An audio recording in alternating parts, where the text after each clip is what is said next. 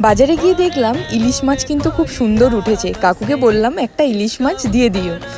কাকু দিয়ে দিলেন 800 থেকে 900 ওজনের। তারপরে আমি বাড়িতে নিয়ে এসে শুকনো লঙ্কা, সর্ষে, নুন দিয়ে বেটে নিয়েছি। পোস্তটা কিন্তু আমি আলাদা বেটেছি, আপনারা একসাথেও বাটতে পারেন, কোনো অসুবিধা হবে না। আর টক দই দিয়েছি যাতে একটু ঘন হয়। তারপর নারকেল কুড়ো দিয়ে দিয়েছি, হলুদ, আর দিয়ে দিয়েছি সর্ষের তেল। মিল্ক পাউডারও পাওয়া যায় নারকেলের। সর্ষের তেলটা কিন্তু একটু বেশি দিয়েছি। তারপরে কলা পাতাটা একটু সেঁকে নিয়ে তার উপরে দিয়ে দিলাম ব্যাটারটা। তারপরে ইলিশ মাছটা দিয়ে দিলাম কাঁচা।